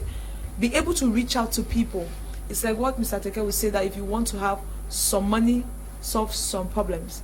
You want to have much money, solve much problems. You want to have a lot of money, solve a lot of problems. So if you want to be rich, just be looking for problems. I didn't say you should have find problems, just Okay. look for problems. Be a solution provider to your community. Good evening, Mr. Leo. I like the way that man did talk who from Bermuda, Tayon Lorraine. Okay, good evening to you, Tayon. Good evening. Just wish to say hi, and I'm enjoying the program. Dennis writing from Bermuda. Dennis, I hope you are going to make it to the White House on Sunday, 2 p.m. You must know White House now. Not forgetting, okay, greetings, Grand Leo. My contributions is that riches consist of high spiritual, psychological, genetical, and physical aspects equally joined together, taking time factor as a motivation. To be rich, all or most of above must come to pass. Not forgetting the government policy in general. Yeah. Good evening, Mr. Leo, and to all in the studio. I love the program. Is EQ writing from Tombe. Greet Miss L for me. Miss L has your greetings. Good evening, Mr. Leo. Is education the key of wealth? Is Chris writing from Limbe? Yes, education may be formal or informal. Eve Nelson writing from Bermuda. Your program is very educative, Mr. Leo. Thanks a million to you and crew. Eve Nelson, I hope you are going to attend the free program on Sunday. Hello, Mr. Leo. Your program is quite educative. To make money is not the issue. Managing it is investing is the best way to ensure continuity. So to make money, invest more. Courage. Linda is writing from Makenene. Good evening, Mr. Leo. Thank you for your good programs on Prime Hour. I'm Maxel from Ako Bamenda. Good evening to you, Mr. Leo. All just to say kudos to you guys that I love the program. I really wish to meet the positive mindset people in the studio one day. Call me Luis Aka, Senator. Luis from Bamenda. Senator, you want to meet them? Okay. Just write, call the numbers on your screen there. Good evening to you all. Poor and riches are the two things we have in life, but no one is born poor. Poor people have many people, meaning the people are their money, while rich people have money and they have less people because of boasting. Zon Agata. Agata. I don't know whether that concept is true. Hi guys, nice program. I'm really enjoying it and I'm equally taking down notes. Bertrand is writing from Yaoundé in Melen. Good to all people in. Good evening to you all in the studio. You share us money by Braddock writing from Bamenda. Who should share money? Me. Good evening to you all in Media House. It's Abigail writing from Kumba.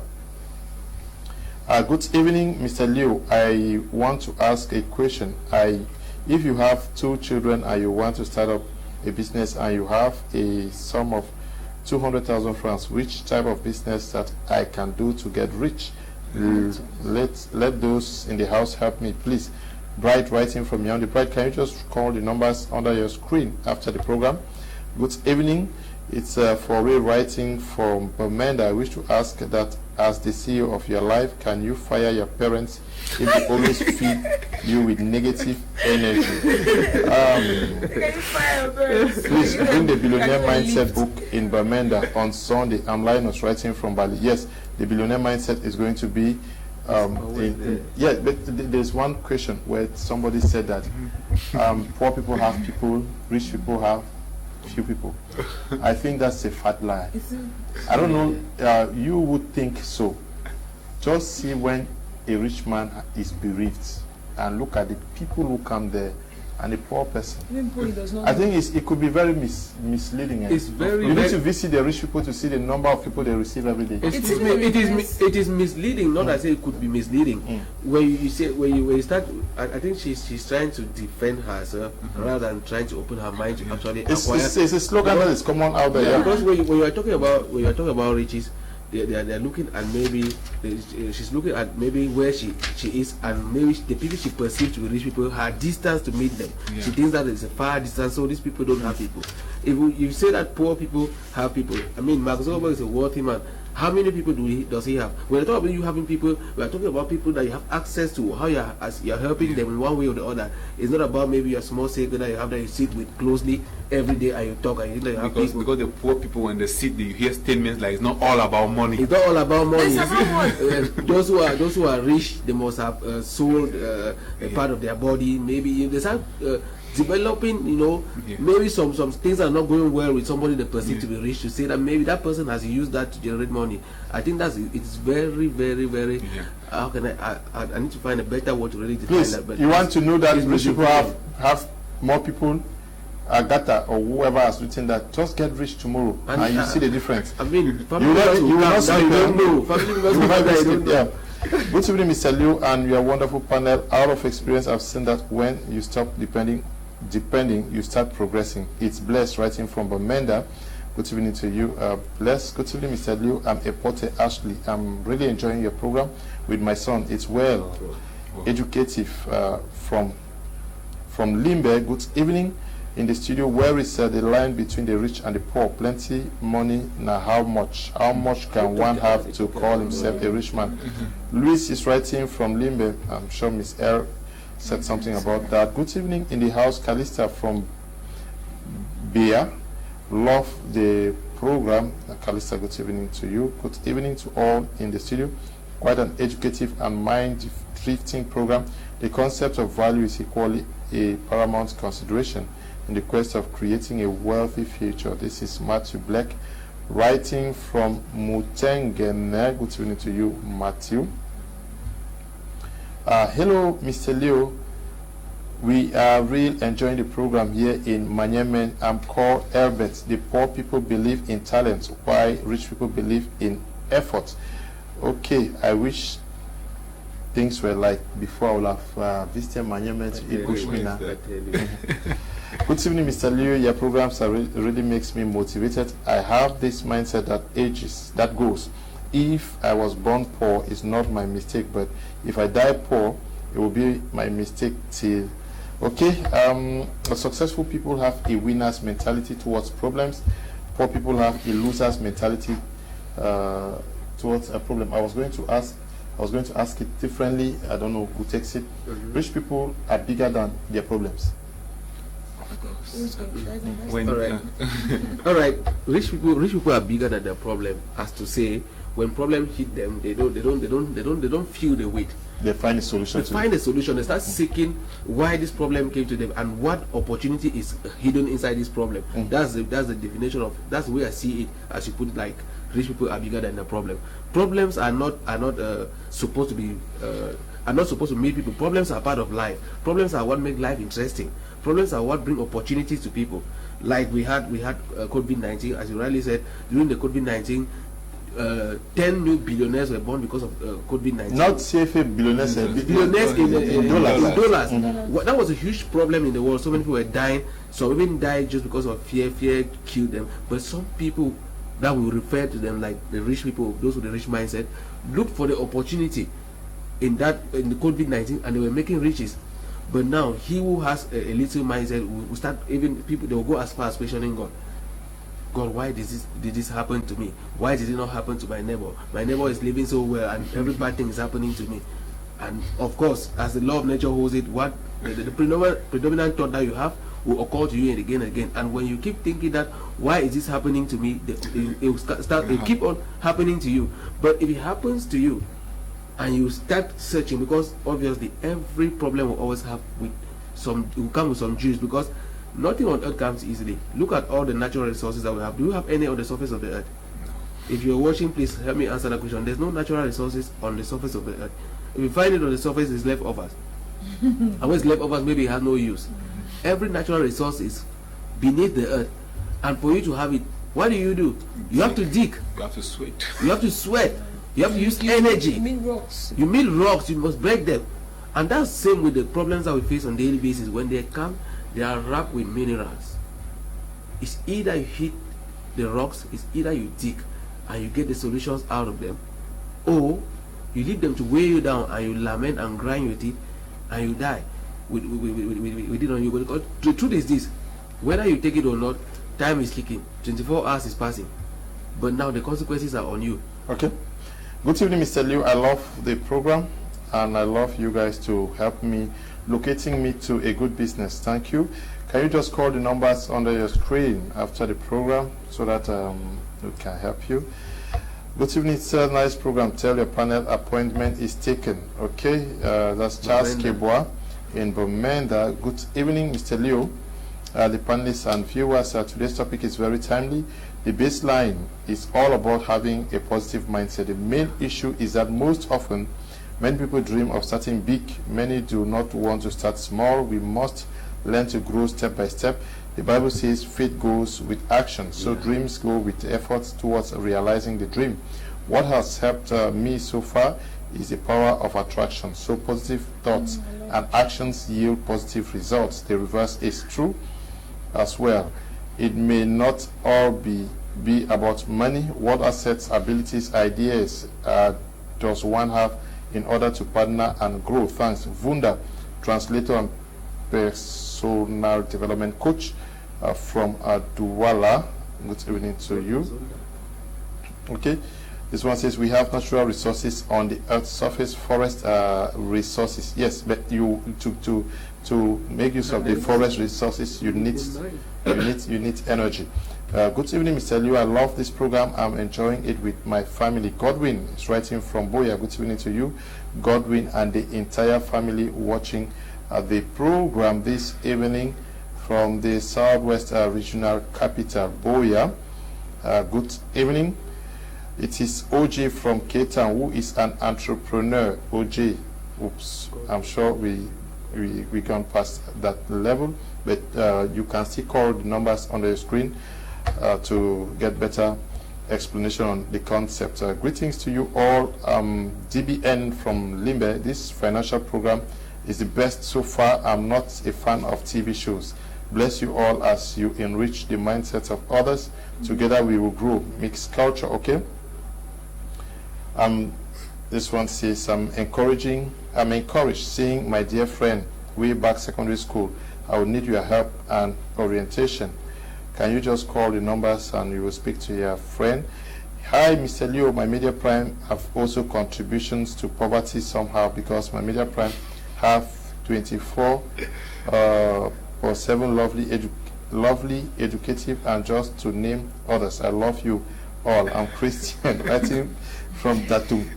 Yeah, but we are also telling you how to make money now, my brother. Good evening, Mr. Leo. I just want to ask a kind of business one can do in Cameroon, which is a year round. I'm George in Limbe. Can you call us, George, using the numbers on your screen? Good evening, Mr. Leo. I like your program. Greetings to you all. I'm Kelly, writing from Kumba. Good evening to you, Kelly. Good evening, Mr. Leo. Cool. If everybody becomes rich, who will work for somebody? This is there's a saying that man live by man. Rich man needs the service of a poor, and poor needs the money. It's Stanley in Boya. So good evening, Mr. Leo. Rich people are number one hypocrites. Rich people like dealing only with rich people. So work hard so that we can start dealing with them. Good evening, Mr. Leo and crew. I'm enjoying the program. The problem most of us have with investment is because we are afraid to bear risk and invest our money into business. Cas Mila Ketu, writing from Bonaberry. He who risk nothing has nothing. Good evening, Mr. KUM. I love your program and I greet Mr. BUJI for me. He's gotten your greetings. Good evening, Mr. Leo. Seriously, if I become a billionaire, that is what I will be doing by sharing money to the poor. But the question, how can I make it without being an international businessman? written by Mr. Tony from Douala. Mr. Tony, believe in yourself, you will make it. Okay, good evening to you, Mr. Rudolph, writing from Abamenda. We have to end at this juncture. Miss L, is there an upcoming program for our televiewers? Yeah, we have. I'll just name a few, then Mr. Buji will say the others. We all know that Shep Academy is going on, enrollment is ongoing, so we're encouraging you to join us at Shep Academy. You have to come and rediscover yourself and change the narratives. And also kudos to everybody who has been sending in their business plans, their business projects for funding by TextBreed. So in the first list of people to come tell us their projects came up today, so they'll be coming up next week. So we're encouraging everybody to come in and to also announce to us that we are planning a seminar in Bangem, so the seminar will be coming up shortly. So next week when we come on the show, I'm going to tell us the precise date for the seminar. So I'm encouraging you to join us and let's keep impacting our world. Thank you. Okay. Mr. Buji, you are adding more to what she just said? Of course, I always end the program by giving an opportunity for our televiewers to be part of us, to be part of the journey of kicking poverty out of our lives and out of our community, out of our country and out of Africa. So we'll be having a seminar this Sunday in Bamenda at the White House Restaurant at Commercial Avenue, 2 p.m. It's going to be free, but to note is that there are limited spots, so you have to be on time if you have to attend the program. As we're going to be teaching you how you can invest securely, how you can actually leverage from the vast opportunity in the agricultural sector. When we talk about agriculture, it's vast from processing to the farms. We'll also teach you how you can actually plan for your retirement. We'll teach you how to be financially intelligent so you can identify opportunities when they come, so you don't invest in wrong things, and much more. Okay. Then in Douala on the 26th, we will have a seminar. We'll be introducing the text group of companies to the public at Lewat Hotel. That's 2 p.m. You're going to come and learn what we do, which company you can actually join if you want to, where you can belong, fit rightly, because we have technology, we have education, that's entrepreneurship. We have real estates, we have agriculture, and much more. So you would definitely have to choose where to belong. Then I think Mr. Paul will talk about the next biggest seminar coming up. Greetings to everyone in the house. Mr. Liu, I wish to congratulate your media for the work it is doing. Philosopher is right, Embassum, writing there. This one says, good evening, Mr. Liu. A wonderful panel. Out of experience, I've seen that when you stop depending, you start progressing. Bless is writing from Bamenda. Good evening. Money is an illusion that exists in the mind of the poor. Being rich is not all about money. Financial riches is relative. Just believe in yourself and aspire for more success. Agbo Tambe from Danikash writing, Danikash in Kumba. Good evening, Mr. Leonard. Miracle from Bangante. I think nobody is poor nor rich, but the only way is that God have given you the hands to work, and when you work, you will have it. Yes, I'm sure that is also a key. Good evening to you, Laurencia, watching us from Boya, and extend our greetings to Antimbo. If you see her, yes, thank you for coming. Yes, thank you so much, Mr. Joe. I mean, thank you so much, our wonderful televiewers. I think today has been one of the most interactive as always. I've learned a lot, and I call on you to keep following my media prime. And of course, we are empowering each other. Yes, as Mr. Buji rightly said, on the 3rd of July, we have the relaunch of the Billionaire's Mindset. It's going to be a wonderful conference. I mean, a wonderful conference. I mean it with all the energy in me. It's something that you can't dare to miss. There's a lot that is going to happen that day. This book you've been hearing us talk about. There's need for you to come and actually have a tete-a-tete with Mr. Teke, and also have a copy of this book. This seminar is very affordable. It's just 10,000 francs, where you have to go back with a copy of the Billionaire's Mindset. And we have up from today to Sunday, you can be able to pay just 8,000 francs to attend this seminar. If you knew me some 10 years ago, 5 years ago, you will believe that I've been transformed. Yes, if I've been transformed, it's because I took out time and started studying out of my scope, reading books, and they have transformed me. That's why I'm so passionate about encouraging you to study. And if there must be one book that you have to read the Billionaire's Mindset. Thank you. See you next week. Good evening. I like your panelists, especially the female. Is she married? Emmanuel writing from Bamenda. Yes, she's married. Good evening once more. Good evening once more. I do not know. You okay? Okay, she's single and searching. Good evening once more. Good evening once more to you, Mr. Liu, and to you in the studio. I'm really interested with your topic of today. I love you all. Boris writing from Bamenda, New Roads. Okay, good evening to everyone. Fire Ransom from Yaoundé. I think one of the differences between the poor and the rich is fear, especially the fear to lose money. One person talked about not wanting to take risk. Yes, nowadays it's very possible to meet a rich man who has lost a lot of money to be who he is, and it is also very possible to meet a poor man who has never lost a franc. Good evening. All money is an illusion. Okay, Danikash, I read that already. We are one, but when someone has a new, they change from. Okay, I'm Ashu Gracious. Ashu Gracious say when you become rich, you change. Yes. Greetings to the house. I'm Favor. Can I be rich when I'm in Cameroon without going out to another country? Yes, there are very many rich people in Cameroon. Good evening, Mr. Liu. I'm really enjoying the program. Godless Cameroon. Eugene writing from Tico. Good evening to you all in the studio, enjoying the program. Please, Mr. Liu, can you help me discuss? No. This is not a topic for today. We want to thank you all who took time off to watch the program, especially those who participated in the program by sending us text messages.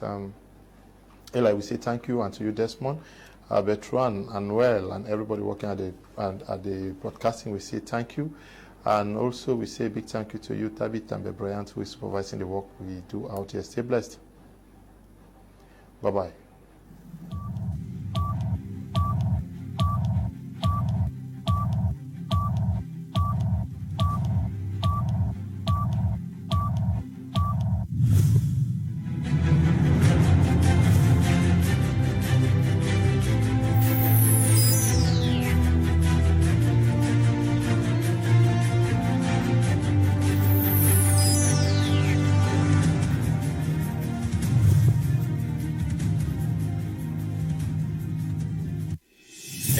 Embrace HIPMAT. Embrace its academic and professional reputation that has trained over 15,000 professionals in 10 years. Embrace HIPMAT's numerous professional programs from HND to BTech, BSc, and MBA in the schools of Business and Management Sciences, Engineering and Technology, and the School of Transport and Logistics.